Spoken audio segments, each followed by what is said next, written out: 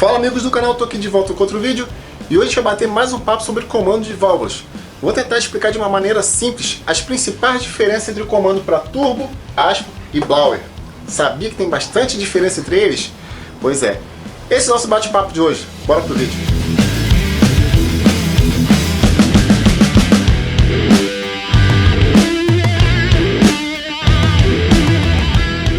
Então pessoal, quando você está escolhendo um comando de válvulas esportivo para o seu projeto, basicamente você está tentando otimizar o fluxo de entrada e saída de gases para alguma situação.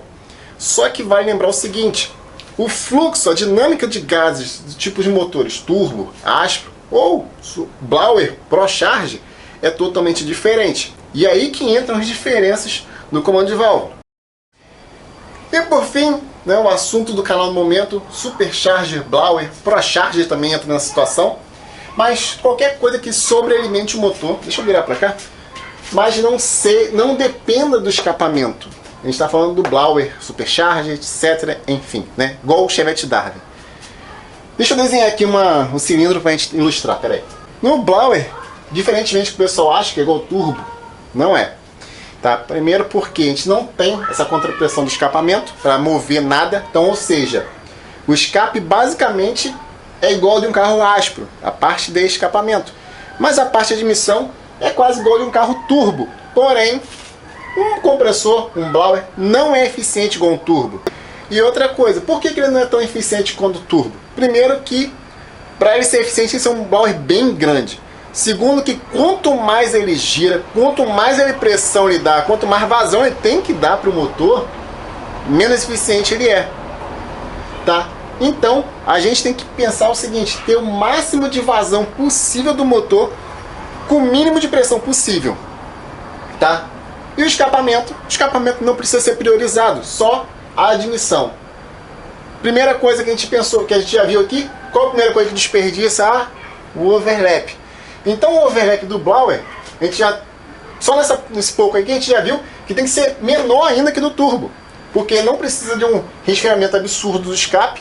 O escape vai ser mais fluido, não vai ter tanta contrapressão e tudo mais.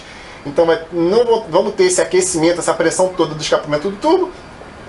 E consequentemente não vamos ter o problema de aspiração do aspro.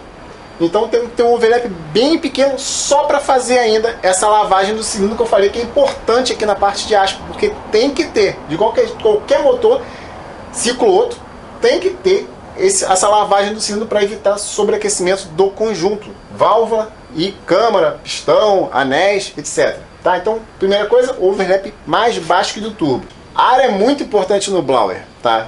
Quem andou no carro blower, tem um carro blower, sabe disso de cara. Mas para vocês terem efeito de comparativo, no Chevette eu tenho 12 graus apenas de cruzamento. E é o mínimo que eu achei, que se pudesse eu botava menos. Botava por volta de uns 8, por aí. Só para ter a lavagem do cilindro.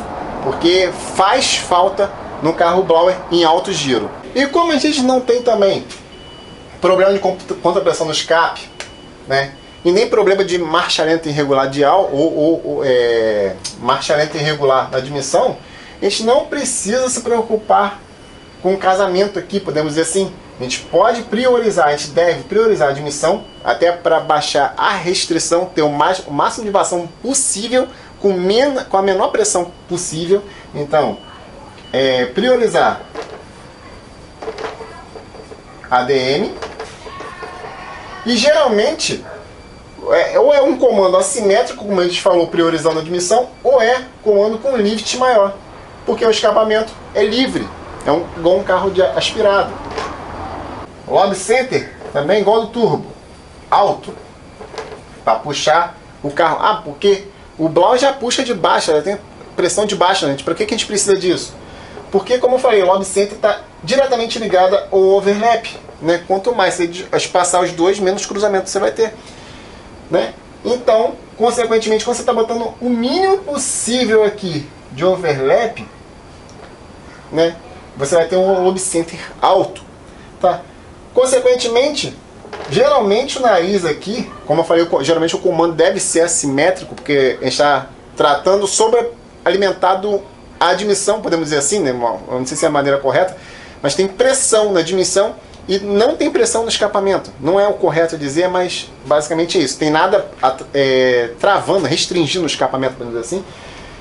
Então geralmente tem que ser uma queime larga na admissão e uma fina no escapamento. Por quê? Eu vou tentar priorizar a saída dos gases em alta velocidade. Não tem restrição, não tem nada, então o lift geralmente do escapamento é menor, né? Ou o nariz é mais pontudo para ter um lift médio menor. E na admissão eu tenho que priorizar o máximo possível a entrada de ar. Então é graduação maior, né, se puder, lift maior se puder, porque tem pressão, então não precisa ter problema de velocidade de ar entrando aqui.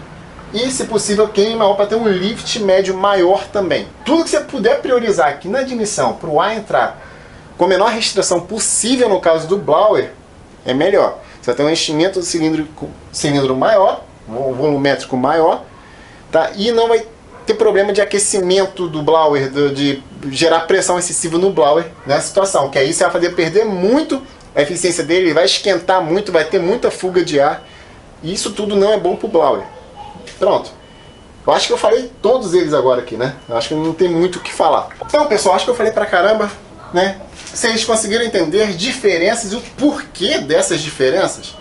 Né? Como eu falei, se eu pegar um comando incorreto, por exemplo, como eu falei, o 49G, que é o queridinho da Volkswagen, que é um comando para carro aspirado, apesar de ser original, é um comando voltado para carro aspirado. E turbinar meu carro com ele, vai funcionar? Vai funcionar. Só que, se eu pegar esse mesmo comando, versão turbo, se existisse, o carro ficaria muito melhor.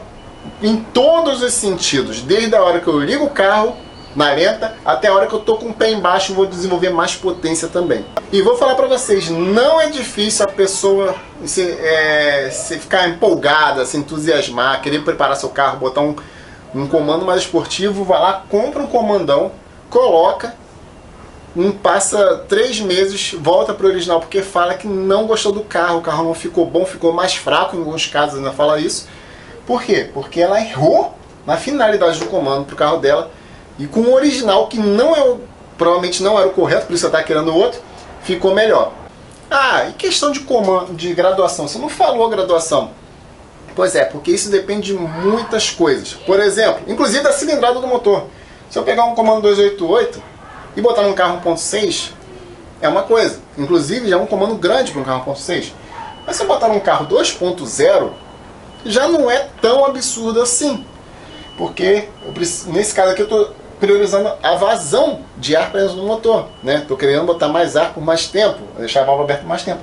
E o motor maior, consequentemente, tem menos problemas em relação a isso.